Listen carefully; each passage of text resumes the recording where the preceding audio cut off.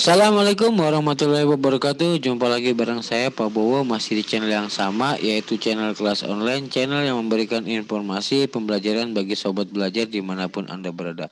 Seperti biasa, saya akan membawakan materi pembelajaran khususnya pada materi pembelajaran IPA di tingkat SMP atau MTS. Tapi sebelum saya membahas materi, seperti biasa jangan lupa apa? Jangan lupa untuk subscribe, like, komen, dan juga share. Oke, langsung saja kita bahas materinya. Materi pada kesempatan kali ini yaitu berbicara mengenai bioteknologi. Bioteknologi sendiri itu pembahasannya ada di kelas 9. Nah, mari kita bahas bersama-sama materinya tentang bioteknologi. Pengertian dari bioteknologi.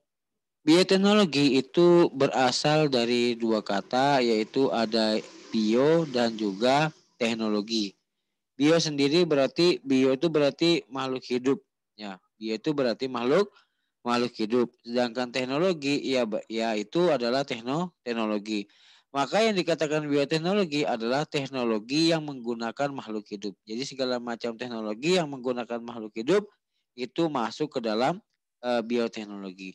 Misalnya seperti apa? Misalnya yaitu proses pembuatan tempe yang menggunakan mikroorganisme Rhizopus oryzae. Ya, Rhizopus oryzae itu adalah sebuah mikroorganisme. Sehingga ketika pembuatan tempenya yaitu ketika dia menggunakan mikroorganisme berarti dia disebut dengan bioteknologi karena prosesnya yaitu menggunakan bantuan dari makhluk hidup yaitu Rhizopus oryzae. Atau itu misalnya lagi adalah pembuatan kecap yang menggunakan mikroorganisme Aspergillus sp atau spesies dari Aspergillus. Lalu kemudian ada penggolongan bioteknologi. Bioteknologi itu dapat digolongkan menjadi dua, yaitu ada bioteknologi konvensional atau yang biasa dikenal dengan bioteknologi tradisional dan ada yang menggunakan bioteknologi modern. Lalu apa perbedaan dari bioteknologi modern dan bioteknologi konvensional atau tradisional? Nah, perbedaan dari bioteknologi tradisional dan bioteknologi modern itu dapat dilihat dari ciri-cirinya. Untuk bioteknologi tradisional itu yang pertama cirinya bioteknologinya itu relatif murah dan mudah. Ya, jadi untuk membuat suatu hasil dari bioteknologi itu caranya murah dan menggunakan caranya mudah dan menggunakan cara yang mudah. Sedangkan untuk bioteknologi modern itu menggunakan cara yang relatif rumit dan juga mahal. Lalu untuk bioteknologi tradisional itu alat yang digunakan itu sangat sederhana. Ya, misalnya ketika membuat tempe itu alat yang digunakan sederhana atau membuat tape itu alat yang digunakan untuk kegiatan bioteknologi itu sangat sederhana. Jika dibandingkan dengan bioteknologi modern itu menggunakan alat-alat yang canggih, misalnya seperti pembuatan vaksin, kemudian pembuatan hormon pertumbuhan dan lain sebagainya itu harus menggunakan alat-alat yang canggih, tidak bisa menggunakan alat yang sederhana. Lalu kemudian pada bioteknologi tradisional itu tidak perlu menggunakan tenaga ahli. Ya misalnya seperti pembuatan tape, ya, pembuatan tempe, pembuatan oncom itu tidak perlu menggunakan tenaga ahli. Bahkan ibu rumah tangga pun bisa membuat tape seperti itu. Jadi tidak perlu menggunakan tenaga yang ahli atau tidak perlu menggunakan atau tidak perlu orang yang memiliki keahlian khusus. Misalnya harus lulus sarjana apa, sarjana pertapaian misalnya. Ya tidak perlu seperti itu. Nah, berbeda dengan bioteknologi modern itu harus menggunakan tenaga ahli. Misalnya ketika pembuatan vaksin itu orangnya ahli dalam bidang vaksin atau dalam bidang virus dan sebagainya atau ahli virus yang mempelajari tentang virologi seperti itu. Atau ketika seseorang ingin membuat bibit unggul berarti dia harus paham tentang rekayasa genetika. Nah, pembuatan hormon dia harus paham mengenai hormon, tentunya yang paham tentang vaksin atau tentang virus, yang paham mengenai sebuah rekayasa genetika atau yang paham tentang hormon pertumbuhan itu bukanlah orang sembarangan, akan tetapi orang yang sudah ahli di bidangnya, orang yang sudah menempuh pendidikan khusus di bidangnya, seperti itu. Kemudian untuk bioteknologi tradisional itu dapat langsung dimanfaatkan, misalnya seperti tempe tadi, ya setelah tempenya jadi bisa langsung digoreng. Setelah tapenya jadi matang, tapenya bisa langsung dimakan. Atau misalnya oncom, ketika dia sudah jadi bisa langsung dimakan. Akan tetapi pada bioteknologi modern dia tidak bisa langsung digunakan, tetapi juga harus dilakukan penelitian lanjutan. Misalnya ketika pembuatan vaksin. Nah, maka vaksin itu bukan langsung digunakan, tidak, tapi harus dilakukan penelitian dulu. Kira-kira vaksin ini aman apa tidak untuk diberikan kepada manusia. Kira-kira vaksin ini efektif apa tidak untuk membunuh suatu penyakit. Nah, itu jadi dibutuhkan penelitian lanjutan. Atau misalnya bibit unggul, apakah dari hasil rekayasa ini bisa menghasilkan bibit yang unggul? Apakah bibit unggulnya itu sudah sesuai dengan hasil yang diharapkan? Nah, itu harus dilakukan penelitian. Misalnya seperti pembuatan hormon pertumbuhan. Apakah hormon ini bisa mempengaruhi pertumbuhan, misalnya tumbuhan atau hewan? Ya, pertumbuhannya seperti apa, kecepatan pertumbuhannya bagaimana, terus dampak dan efek samping dari hormon itu seperti apa, itu perlu dilakukan penelitian atau kajian lebih lanjut atau pengembangan lebih lanjut. Nah, contoh bioteknologi modern itu misalnya pada proses pembuatan tempe, pembuatan tape, oncom, kecap, tauco, dan lain sebagainya. Sedangkan untuk bioteknologi modern itu misalnya pembuatan vaksin, pembuatan bibit unggul, pembuatan hormon pertumbuhan, dan lain sebagainya. Nah, itu adalah perbedaan dari atau penggolongan dari bioteknologi tradisional atau konvensional dan bioteknologi modern. Selanjutnya ada bioteknologi di berbagai macam bidang. Jadi bioteknologi atau teknologi yang menggunakan makhluk hidup ini sudah banyak digunakan di berbagai bidang. Nah, ada beberapa bidang yang akan kita bahas ya sebagai perwakilan dari pemahaman dari bioteknologi, karena sebenarnya bioteknologi itu banyak dari segala macam aspek bidang yang ada di dalam masyarakat. Nah, ini beberapa contoh saja yang akan kita bahas. Yang pertama yaitu di bidang pangan. Di bidang pangan, bioteknologi itu sudah banyak diterapkan sehingga menghasilkan berbagai macam jenis makanan. Yang ini yang saya sajikan sekarang materinya adalah beberapa contoh yang menggunakan atau memanfaatkan bioteknologi dalam proses pembuatannya. Yang pertama, berbagai macam jenis kue, misalnya pembuatan roti, misalnya itu menggunakan mikroorganisme untuk proses pembuatannya dengan bahan tepung gandum. Mikroorganismenya yaitu Saccharomyces cerevisiae. Kopi yang dimaksud adalah kopi yang dilakukan fermentasi, ya, yaitu menggunakan mikroorganisme Erwinia dissolvens. Kemudian pembuatan kecap dengan bahan kedelai itu menggunakan mikroorganisme Aspergillus wenti. Yogurt itu bahannya susu menggunakan mikroorganisme Lactobacillus bulgaricus. Ya, Lactobacillus berarti bakteri basil yang hidup di dalam susu, dan Lactobacillus acidophilus. Nah, kemudian keju menggunakan bahan susu, ya bahannya adalah Lactobacillus casei, berarti bakteri susu. Bakteri yang ada bakteri basil atau batang yang ada pada susu yang dapat menggumpalkan si susu tadi sehingga menjadi keju. Kemudian nata de coco dengan bahan air kelapa dengan bahan mikroorganismenya yaitu adalah Acetobacter silinum. Acetobacter silinum. Kemudian oncom dengan bahan kacang tanah menggunakan mikroorganisme Neospora crassa. Tape yaitu dengan ketela pohon, bahannya menggunakan bahan Saccharomyces cerevisiae. Tempe itu bahannya kedelai dengan mikroorganisme Rhizopus oryzae. Sayur asin yaitu bahannya sawi hijau dengan mikroorganismenya, yaitu bakteri asam laktat. Nah, ini adalah penerapan bioteknologi pada bidang pangan. Oke, selanjutnya ada bioteknologi di bidang pertanian. Jadi bioteknologi ini juga sudah digunakan pada bidang pertanian. Di antaranya yang pertama adalah rekayasa genetika untuk menghasilkan tanaman unggul. Jadi ketika suatu orang yang ada di bidang pertanian tersebut ingin menghasilkan tanaman unggul, misalnya tanaman yang tahan terhadap penyakit atau tanaman yang memiliki buah yang banyak. Nah, itu bisa digunakan rekayasa genetika. Ya tentunya dia sudah harus paham mengenai proses persilangan. Nah, kalau kita kan sudah kita bahas ya sebelumnya pada materi tentang persilangan atau hereditas. Ya, pewarisan sifat atau hereditas. Jadi ketika seorang yang ingin menciptakan suatu bibit unggul, maka dia harus mencari atau menyilangkan misalnya seperti itu atau merekayasa genetikanya agar menjadi tanaman yang misalnya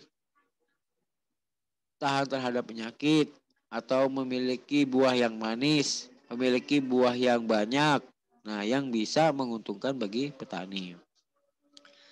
Lalu ada kultur jaringan. Apa yang dimaksud dengan kultur jaringan? Kultur itu menanam, jaringan ya jaringan. Ya berarti perbanyakan tumbuhan secara vegetatif karena dia tidak melalui proses perkawinan dengan memanfaatkan jaringan somatis. Jaringan somatis itu apa? Jaringan yang ada di dalam tubuh tumbuhan. Misalnya jaringan pada batang, jaringan pada akar, atau jaringan pada daun. Bagaimana ya? Misalnya di sini saya punya gambar. Ini gambar wortel. Wortel itu jaringannya diambil ya bagian dari sini wortelnya diambil, kemudian jaringannya itu dikembangkan lalu ditanam di sebuah wadah seperti ini ya, di sebuah wadah sehingga tumbuh wortel yang baru, individu baru. Jadi proses kultur jaringan ini dia menanam menggunakan jaringan yang ada pada tumbuhan. Keuntungannya apa? Keuntungannya dalam hal ini petani akan menghasilkan keturunan yang cepat dan juga lebih banyak. Ya, jadi keturunan yang banyak dan individu yang banyak dan lebih cepat. Nah, itu penggunaan kultur jaringan, yaitu menanam dengan menggunakan jaringan dari tumbuhan tersebut. Nah, selanjutnya ada yang namanya pembuatan pupuk bagi tanaman. Ini juga termasuk dalam bioteknologi. Karena pembuatan bioteknologi ini menggunakan, karena pembuatan pupuk ini menggunakan organisme, mikroorganisme sebagai yang mengolah bahan dari yang mengolah bahan dari pupuk tersebut. Misalnya kayak pupuk kompos. Ya, pupuk kompos itu kan menggunakan kotoran dari hewan. Nah, itu aja sudah makhluk hidup. Ya, produk dari makhluk hidup. Kemudian menggunakan mikroorganisme untuk menguraikan si kotoran tadi menjadi pupuk. Nah, itu juga termasuk mikroorganisme. Jadi jelas pembuatan pupuk juga masuk ke dalam bioteknologi dan digunakan untuk tumbuhan. Nah, tumbuhan juga makhluk hidup. Jadi pembuatan pupuk itu masuk pada bioteknologi pada bidang pertanian.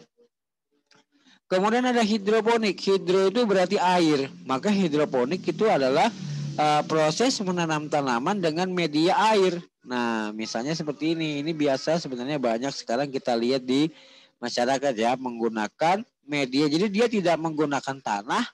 Ya, dia biasanya menggunakan media semacam kayak rock wool lah istilahnya itu, atau seperti kayak ya media lain selain tanah, kemudian menggunakan air sebagai tempat nutrisinya.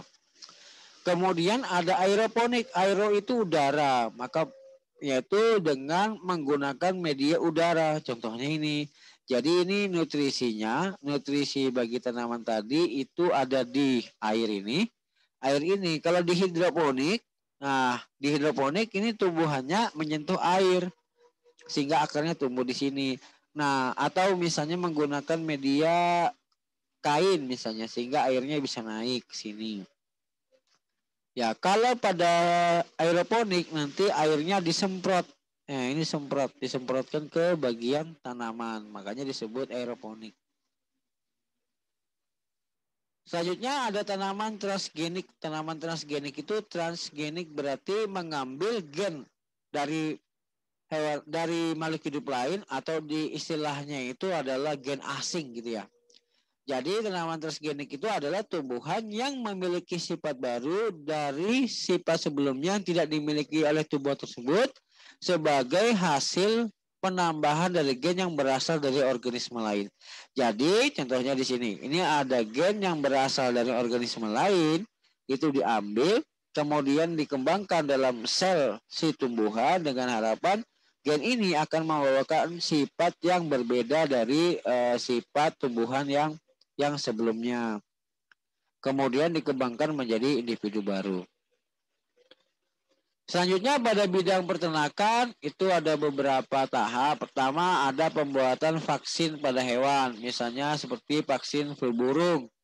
Nah, itu juga menggunakan bioteknologi peternakan. Jadi pada saat pembuatan vaksin itu menggunakan mikroorganisme, yang mana mikroorganisme itu dilemahkan ya. Misalnya ada virus flu burung misalnya. Flu burung itu dicari organisme apa yang bisa membunuh virus tersebut, yang bisa melawan virus tersebut, kemudian dilemahkan.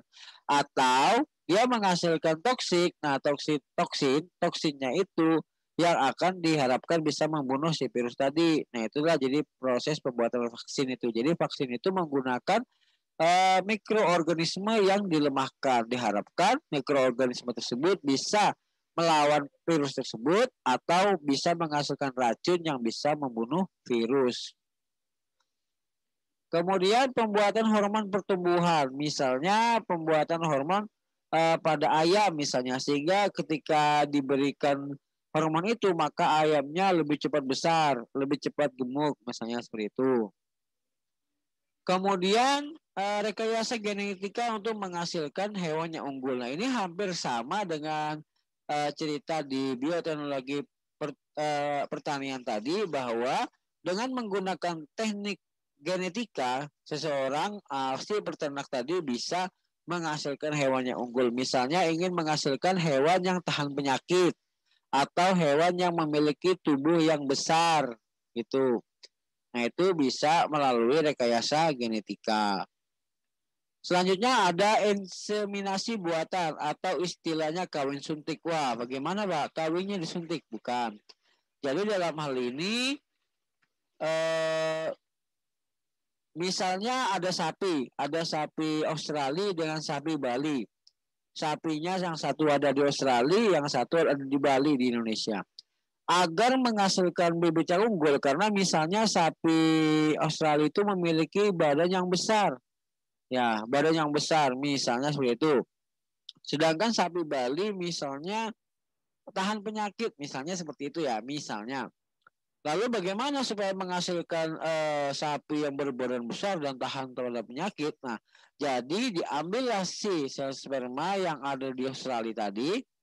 Ya, kemudian dibawa ke Indonesia menggunakan wadahnya itu ada pendinginnya sehingga sel spermanya tidak mati. Lalu kemudian disuntikkan kepada si betina yang ada di Indonesia, sehingga si sapi Bali tadi sehingga menghasilkan keturunan sapi yang besar dan tahan penyakit misalnya seperti itu. Jadi antara sel sperma dengan sel embrio itu berbeda tempat gitu ya. Misalnya pejantannya ada di Australia atau berada di luar daerah. Misalnya sapi Jawa dengan sapi Sulawesi misalnya contohnya.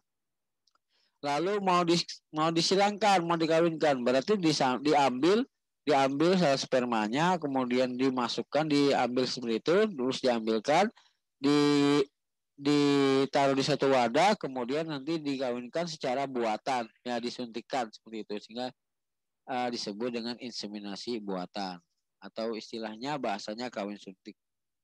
Nah, ini kan contohnya, ini pejantan sel spermanya diambil, kemudian dimasukkan ke sini. Nah, kemasukkan ke sini. Diinseminasi itu berarti disuntik, ya disuntikkan sel spermanya, disuntikkan ke si sapi betina sehingga terjadilah pembuahan sehingga menghasilkan bibit unggul. Nah, seperti itulah. Lalu di bagian bioteknologi kesehatan. Jadi bioteknologi itu juga digunakan untuk bidang kesehatan, misalnya pembuatan antibiotik. Antibiotik itu adalah semacam zat yang bisa membunuh penyakit yang diakibatkan oleh mikroorganisme. Misalnya pembuatan penisilin, ya, atau ya penisilin itu kan menggunakan jamur Penicillium notatum. Ya, ada lagi yang menggunakan streptomycin. Nah, jadi gunanya sebagai obat yang bisa antibiotik itu adalah sebuah obat yang bisa menyembuhkan atau meredakan penyakit yang diakibatkan mikroorganisme. Misalnya seperti batuk. Nah, itu biasanya menggunakan antibiotik. Atau ada infeksi, misalnya infeksi paru-paru. Nah, itu menggunakan antibiotik. Ya, antibiotik itu yang bisa membunuh bakteri yang menyebabkan terjadinya infeksi. Pembuatan vaksin. Ini pembuatan vaksin ini biasanya berhubungan juga untuk mencegah terjadinya virus. Tadi hampir sama bahwa vaksin ini adalah merupakan mikroorganisme yang dilemahkan dengan tujuan bisa membunuh atau melawan bakteri atau virus yang ada di dalam tubuh. Misalnya pada anak kecil kan biasanya divaksin itu di posyandu. Nah itu. Jadi kalau ada pertanyaan kenapa setelah divaksin badannya panas? Ya karena karena di dalam tubuhnya dimasukkan mikroorganisme yang sudah dilemahkan dan itu direspon oleh sistem imun tubuh sehingga menjadi panas seperti itu. Ya, ada juga sekarang sudah vaksin yang tidak menyebabkan panas pada tubuh anak. Ya, jadi katakan vaksin itu adalah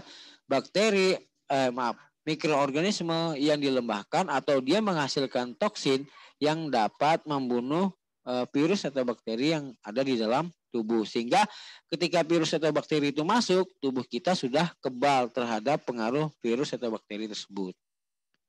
Lalu ada pembuatan insulin. Insulin ini sebenarnya hormon yang dihasilkan oleh tubuh manusia yang berhubungan dengan keadaan gula darah di dalam tubuh. Tetapi pada penderita penyakit khusus yang diakibatkan kelainan pada pankreasnya sehingga tidak mencukupi menghasilkan hormon insulin, misalnya pada penderita diabetes, akibatnya kadar gula darah di dalam tubuhnya itu meningkat. Maka untuk mengatasi tingginya kadar gula darah, maka diberikanlah insulin, ya hormon insulin yang disuntikan biasanya tujuannya untuk menormalkan gula darah. Nah, hormon insulin ini sebenarnya hormon yang dihasilkan oleh tubuh manusia. Akan tetapi ada beberapa penyakit seperti misalnya diabetes mellitus itu produksi dari insulinnya itu mengalami gangguan sehingga memerlukan bantuan hormon insulin dari luar tubuhnya. Nah, ini juga menggunakan prinsip bioteknologi di bidang kesehatan. Lalu kemudian ada bayi tabung. Nah, bayi tabung ini misalnya bukan bayinya dimasukkan di dalam tabung, bukan seperti itu. Dalam hal ini misalnya ada pasangan suami istri yang belum memiliki anak, maka diambillah sel sperma dan juga diambil sel embrio atau sel telur. Ya, diambil sel sperma pada suaminya dan diambil sel telur pada ibunya, kemudian dilakukan fertilisasi di luar, kemudian diamati, ya kemudian diamati masukkan dalam wadah atau semacam kayak tabung tersebut, diamati yang mana embrionya yang tumbuh dengan baik, yang mana sel telur yang tumbuh dengan baik, ya yang mana sel telur yang tumbuh dengan baik itu yang diambil, ya.